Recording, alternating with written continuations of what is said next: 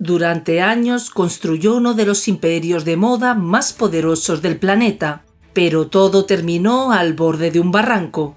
Lo que parecía una simple excursión entre padre e hijo comenzó a transformarse en una pesadilla cuando las contradicciones, las llamadas ocultas y las sospechas de ambición empezaron a apuntar hacia el propio heredero del magnate. Ahora muchos se preguntan si la caída de uno de los hombres más ricos de España fue realmente un accidente o si alguien decidió quitar del camino a su propio padre para quedarse con el control absoluto de un imperio multimillonario.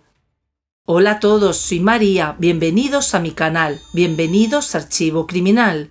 Muchas gracias por vuestro apoyo y por hacer crecer esta familia.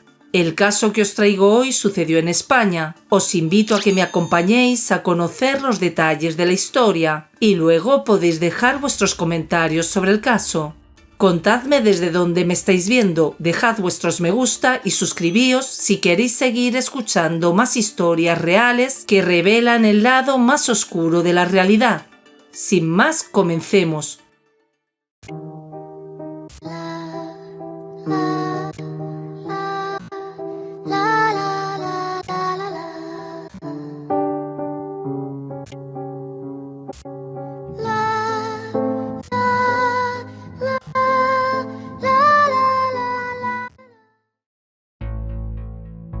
El caso de Isaac and Dick.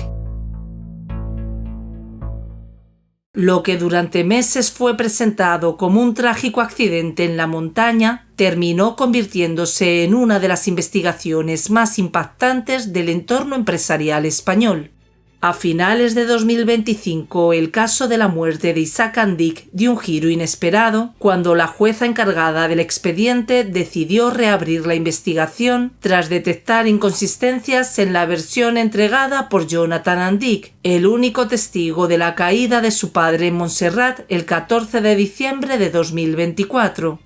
En octubre de 2025, la investigación empezó a contemplar formalmente la posibilidad de homicidio y el juzgado decretó secreto de sumario.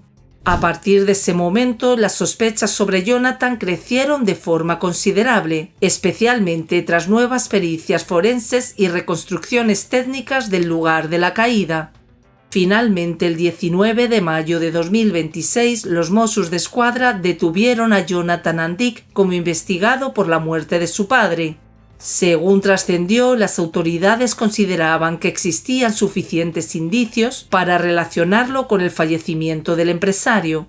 Ese mismo día fue presentado ante la jueza, quien ordenó prisión provisional eludible bajo una fianza millonaria que fue pagada inmediatamente, pero mantiene medidas restrictivas como retirarle el pasaporte y prohibirle abandonar España mientras continúa la investigación. Veamos el contexto del caso por el cual el hijo de uno de los empresarios más importantes de España es ahora cuestionado por el fallecimiento de su propio padre. Además de su faceta empresarial, Isaac era un apasionado de la naturaleza y el senderismo.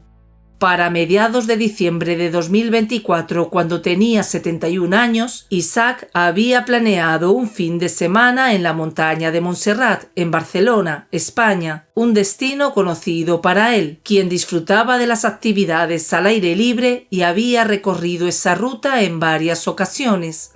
La excursión formaba parte de su rutina de desconexión y cercanía con la naturaleza, una pasión que combinaba con su afición por la navegación. En esta ocasión, el empresario decidió realizar la caminata exclusivamente con su hijo mayor Jonathan, optando por prescindir de sus escoltas. Fue así como el sábado 14 de diciembre, padre e hijo salieron temprano para recorrer un camino conocido por sus impresionantes paisajes y sus terrenos irregulares, aunque no solía considerarse extremadamente peligroso para excursionistas con experiencia como era el caso de Isaac. Esa mañana, padre e hijo aparcaron su vehículo e iniciaron una caminata por la montaña, adentrándose en un sendero rocoso. A pesar de la exigencia de la ruta, ambos avanzaban sin complicaciones. Sin embargo, unas horas después, las autoridades recibieron una llamada de Jonathan pidiendo ayuda. En la llamada, el hombre dijo que en el tramo final del sendero, cuando ya se disponían a regresar al automóvil, un desafortunado resbalón provocó que Isaac cayera por un barranco desde una altura aproximada de 150 metros. Rápidamente los efectivos llegaron al lugar para iniciar la búsqueda de un hombre que había hecho historia en el mundo empresarial de España y el mundo, alguien que conoceremos a continuación. Isaac Andik nació en Estambul, Turquía, el 1 de octubre de 1953, en el seno de una familia de origen judío sefardí. A los 16 años dejó su país natal y junto a sus padres y su hermano se estableció en Barcelona, España. Desde joven demostró una gran pasión por el comercio y los negocios. Por eso, una vez culminados sus estudios secundarios, junto a su hermano comenzó a dar sus primeros pasos en el mundo empresarial de la moda. Con tan solo 4 blusas bordadas a mano y fabricadas en Turquía, realizó su primera venta en una tienda en Barcelona.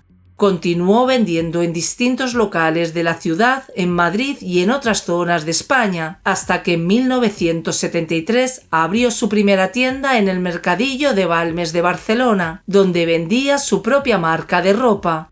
Con el tiempo logró consolidar su reputación en el mundo textil. A finales de los años 70, mientras comenzaba a construir la trayectoria profesional que lo llevaría a convertirse en uno de los empresarios más exitosos de España, contrajo matrimonio con Neus Reich, con quien tuvo a sus 3 hijos, Jonathan, Judith y Sara. Con apenas 28 años, Isaac se asoció con su hermano y con el empresario Enric Cussí, quien le ayudó a transformar su visión de negocio hacia un único concepto, dando origen a Mango. El nombre de la marca surgió después de un viaje a Filipinas, donde Isaac probó por primera vez la fruta mango y quedó cautivado por su sabor y frescura. Aquella experiencia terminaría inspirando una de las marcas de moda más reconocidas del planeta. Con el paso de los años, Mango se expandió a decenas de países hasta convertirse en un imperio global con miles de tiendas y presencia en más de 100 naciones.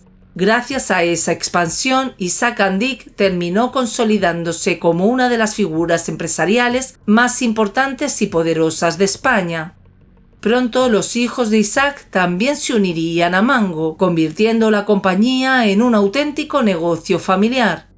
Su primogénito Jonathan, tras pasar por internados en Suiza y estudiar comunicación audiovisual en Estados Unidos, además de contabilidad y finanzas para directivos, comenzó a integrarse poco a poco dentro de la empresa. En 2005 dio sus primeros pasos en el área de diseño de Mango e impulsó la creación de la submarca masculina Hiba y Mango, ampliando el público objetivo de la compañía y consolidándose rápidamente dentro del grupo. Con el paso de los años, Jonathan ocupó cargos cada vez más importantes, hasta convertirse en vicepresidente ejecutivo y consejero delegado de Mango desde 2014, transformándose en la mano derecha de su padre dentro del imperio textil. Tiempo después, Isaac decidió cederle gran parte de las riendas de la compañía. Sin embargo, en 2018 tuvo que retomar el control tras una crisis financiera que dejó una deuda cercana a los 1.000 millones de euros. A pesar de ello, Jonathan siguió siendo una figura clave dentro del grupo y continuó liderando Mango Man, manteniéndose como el heredero natural del negocio familiar. Por parte de las hijas de Isaac, Judith y Sara también tenían participación en la empresa, aunque siempre mantuvieron un perfil mucho más discreto que el de Jonathan. En el terreno sentimental, desde 2018, Isaac compartía su vida con Estefanía Canut, exgolfista profesional y empresaria catalana, con quien mantenía una relación estable alejada del foco mediático. Además de su faceta empresarial, Isaac era conocido por ser un hombre extremadamente reservado y cuidadoso con su seguridad. Con el paso de los años había manifestado preocupación por posibles amenazas debido a su notoriedad pública y a sus raíces judías, motivo por el cual acostumbraba a desplazarse acompañado de escoltas privados en la mayoría de sus actividades. Además, quienes lo conocían aseguraban que se encontraba en excelente estado físico para su edad y que era un hombre acostumbrado al senderismo. Precisamente por eso, con el paso de los meses, muchas personas comenzaron a cuestionarse cómo un hombre con tanta experiencia pudo haber sufrido una caída tan brutal en un sendero que, aunque irregular, no era considerado especialmente extremo para excursionistas habituados. Sin embargo, aquella mañana del 14 de diciembre, nada parecía indicar que la salida terminaría convirtiéndose en tragedia. Ahora regresamos al momento en que Jonathan realiza la llamada al número de emergencias para pedir ayuda urgente por el accidente de su padre. Tras recibir la llamada de emergencia de Jonathan, las autoridades activaron rápidamente un amplio dispositivo de rescate en la zona de Montserrat. Al lugar acudieron distintos cuerpos de seguridad, equipos de emergencias, unidades especializadas de montaña y un helicóptero de rescate para intentar localizar a Isaac en medio del complicado terreno rocoso. Mientras los efectivos avanzaban por la zona, Jonathan permaneció en el lugar siendo atendido dentro de una ambulancia debido al fuerte estado de shock que, según las autoridades, presentaba tras lo ocurrido. Poco después también llegó Estefanía, pareja de Isaac, quien se reunió con Jonathan y permaneció junto a las autoridades mientras continuaban las labores de búsqueda. Los trabajos de rescate se concentraron en una zona de difícil acceso donde el cuerpo del empresario había quedado atrapado tras la caída por el barranco.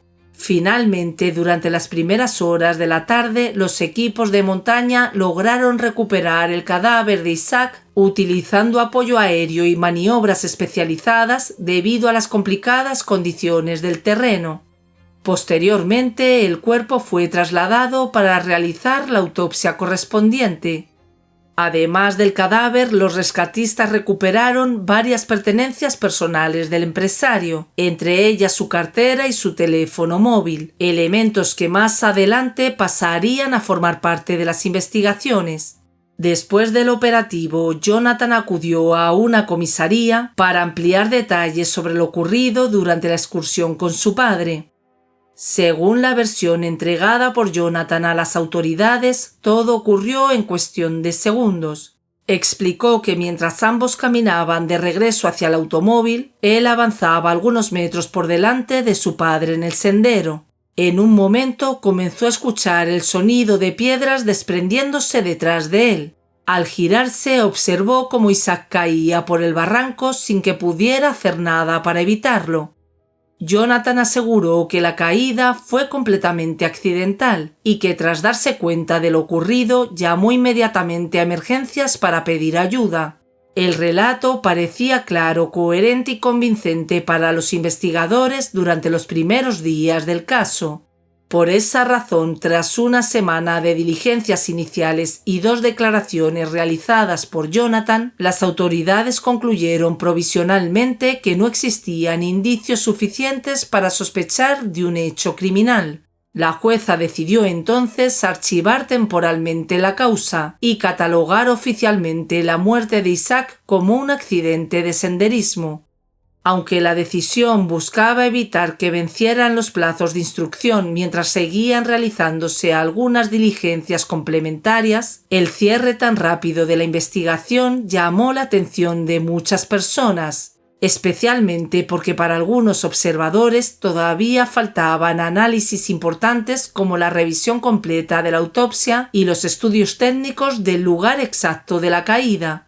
Aun así, pese al archivo provisional, la policía continuó realizando ciertas investigaciones de rutina relacionadas con el caso. Antes de seguir, una pausa rápida. Si os gusta mi contenido, suscribíos y dejad vuestro me gusta. Me ayudáis mucho a seguir trayendo más historias como esta. Ahora sí, continuamos. Mientras avanzaban discretamente las diligencias policiales, la sociedad española seguía conmocionada por la muerte de una de las figuras empresariales más influyentes del país.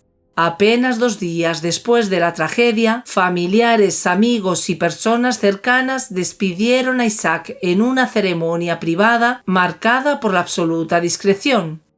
Al funeral asistieron distintas personalidades del ámbito político y empresarial, aunque todo se llevó a cabo lejos de los medios de comunicación y bajo un ambiente de fuerte hermetismo familiar. Sin embargo, hubo un detalle que rápidamente comenzó a llamar la atención pública. En la esquela difundida por la familia aparecían los nombres de Jonathan, Judith y Sarah, los 3 hijos de Isaac, pero también figuraba un cuarto nombre, Henry. La situación generó múltiples especulaciones en medios españoles, donde muchos comenzaron a preguntarse quién era realmente esa persona mencionada junto a los hijos del empresario. Poco después, fuentes cercanas aclararon que Henry no era hijo biológico de Isaac, sino alguien a quien el empresario consideraba prácticamente como un miembro más de la familia, debido a la estrecha relación que mantenían. Meses después, otro episodio volvió a generar comentarios alrededor del entorno familiar. A finales de febrero de 2025 se realizó un homenaje póstumo en honor a Isaac Andic, donde se le entregó una medalla de oro por su contribución al desarrollo empresarial catalán. Sin embargo, ninguno de sus familiares asistió al acto. La ausencia de Jonathan y de Estefanía despertó sorpresas entre muchos asistentes y medios de comunicación. Aunque oficialmente argumentaron que el duelo seguía siendo demasiado reciente, comenzaron a surgir interpretaciones sobre posibles tensiones internas relacionadas con el futuro de Mango y la sucesión empresarial. El 4 de marzo de 2025 se conoció públicamente que el juzgado encargado del caso había decidido reabrir la investigación sobre la muerte de Isaac Andic. La decisión se tomó después de que unas nuevas diligencias practicadas por la policía despertaran dudas sobre algunos aspectos del relato entregado por Jonathan. Hasta ese momento, las autoridades ya habían tomado declaración a varias personas que se encontraban cerca de la zona el día del accidente, además de entrevistar a miembros del entorno empresarial y familiar de Isaac. También se había iniciado el análisis del teléfono móvil del empresario, aunque el dispositivo había quedado gravemente dañado tras la caída.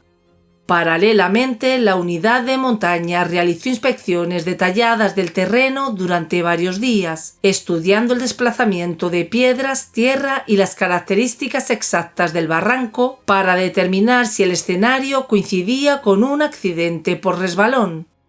La autopsia practicada al empresario también aportó información importante, descartando que Isaac hubiera sufrido un desmayo o una indisposición médica antes de caer. Pero el elemento que más comenzó a preocupar a los investigadores fueron las contradicciones detectadas en las declaraciones de Jonathan. Uno de los puntos clave estaba relacionado con las llamadas telefónicas realizadas después de la caída. Jonathan había asegurado inicialmente que lo primero que hizo fue contactar a emergencias. Sin embargo, los registros revelaron que antes llamó a Estefanía, pareja de su padre. Además, también aparecieron inconsistencias respecto al lugar donde había estacionado el vehículo aquel día. En una primera declaración indicó una ubicación concreta, pero semanas más tarde cambió esa versión y señaló otro punto distinto. A esto se sumó el descubrimiento de unas fotografías tomadas en una zona específica del sendero. Jonathan había afirmado que no había realizado imágenes allí, pero los investigadores comprobaron posteriormente que sí existían registros fotográficos en su dispositivo. Aunque ninguno de estos elementos demostraba por sí solo un crimen, las contradicciones comenzaron a generar serias sospechas dentro de la investigación. Lo que inicialmente parecía una simple tragedia familiar empezó a transformarse en una historia rodeada de sospechas, especialmente por las versiones que apuntaban a posibles tensiones entre Isaac y Jonathan relacionadas con el control del grupo Mango. En distintos programas de televisión y espacios de análisis comenzaron a difundirse informaciones sobre una supuesta relación complicada entre padre e hijo durante los últimos meses de vida del empresario.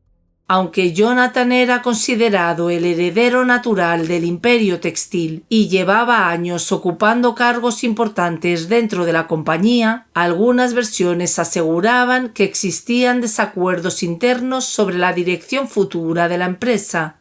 Mientras tanto, Jonathan volvió a declarar ante la policía en una sesión extensa que, según trascendió, se prolongó durante más de 3 horas. Aunque oficialmente el caso seguía manejándose bajo la hipótesis de accidente, las dudas alrededor del hijo mayor de Isaac crecían cada vez más dentro y fuera de la investigación. Tras la reapertura del caso desde principios de 2025, las autoridades intensificaron las pericias técnicas para intentar reconstruir con exactitud qué ocurrió durante los últimos minutos antes de la caída de Isaac. Uno de los principales objetivos de los investigadores era determinar si la versión entregada por Jonathan coincidía realmente con la evidencia física encontrada en el lugar. Para ello, la policía solicitó imágenes satelitales correspondientes al día de la tragedia y comenzó a trabajar en un análisis mucho más preciso de la geolocalización de los teléfonos móviles de padre e hijo. A diferencia de los estudios iniciales, esta vez se utilizaron sistemas GPS para obtener una ubicación más exacta y no únicamente la triangulación de antenas telefónicas. Las autoridades buscaban establecer dónde se encontraba Jonathan en cada momento, especialmente durante el intervalo de tiempo entre la caída y las llamadas realizadas posteriormente. Paralelamente, especialistas continuaron revisando las condiciones del terreno y el punto exacto desde donde Isaac cayó por el barranco. Los investigadores analizaron el desplazamiento de piedras, la inclinación del sendero y las posibilidades físicas de que un simple resbalón pudiera provocar una caída de semejante magnitud. Aunque públicamente las autoridades mantenían prudencia y evitaban confirmar sospechas concretas, la investigación ya se encontraba muy lejos de considerarse un simple caso cerrado. Con el paso de los meses, la muerte de Isaac dejó de ser vista únicamente como una tragedia ocurrida durante una excursión de montaña. Cada nueva revelación alimentaba las dudas alrededor del caso y mantenía la opinión pública española pendiente de las investigaciones. La combinación de contradicciones, tensiones familiares, pericias técnicas y rumores internos sobre el control de Mango terminó convirtiendo el fallecimiento del empresario en uno de los casos más mediáticos del país. El hecho de que Jonathan fuera el único testigo de lo ocurrido incrementó todavía más la presión mediática y judicial sobre él, aunque la familia siempre aseguró que era totalmente inocente y que jamás iban a encontrar una prueba en su contra. Además, la reapertura del caso y las nuevas diligencias ordenadas por la jueza reforzaron la sensación de que las autoridades tampoco estaban completamente convencidas de la primera versión oficial. Lo que parecía una tragedia accidental en una montaña terminó evolucionando hacia un caso rodeado de interrogantes, teorías y dudas sobre qué ocurrió realmente en los últimos minutos de vida del fundador de Mango. Y aunque durante mucho tiempo no existieron respuestas definitivas, el paso de los meses solo hizo que las sospechas crecieran hasta desembocar finalmente en el arresto del propio hijo del empresario en mayo de 2026. Resulta aterrador pensar que detrás de una fortuna multimillonaria puedan esconderse disputas familiares capaces de destruirlo todo. Cuando el poder, la herencia y el control de un imperio pesan más que los propios vínculos de sangre, las sospechas dejan de parecer simples teorías y comienzan a revelar el lado más frío y despiadado de la ambición humana. Porque si algo ha golpeado a la opinión pública en este caso, es la posibilidad de que un padre haya terminado muerto, mientras el principal beneficiario de su ausencia era precisamente quien estuvo con él en sus últimos minutos de vida. Y aunque la justicia todavía debe determinar qué ocurrió realmente en aquella montaña, el caso deja una reflexión inquietante. El dinero y el poder pueden convertir incluso a las familias más exitosas en escenarios de desconfianza, secretos y posibles traiciones. Detrás de las grandes empresas, las fotografías elegantes y los millones, también pueden existir luchas silenciosas capaces de terminar en tragedias irreparables. ¿Crees que todo fue un accidente o que alguien quiso quedarse con el imperio antes de tiempo? ¿Hasta dónde puede llegar una persona por dinero, poder y control? Te leo en los comentarios. Yo soy María y esto fue Archivo Criminal. Si este caso te pareció importante, te invito a suscribirte, a dejarme tu me gusta y a contarme desde dónde me estás viendo. Sigamos construyendo este espacio de memoria y respeto, porque dar voz a quienes ya no están es el primer paso hacia la justicia. Nos vemos en el próximo archivo. Saludos.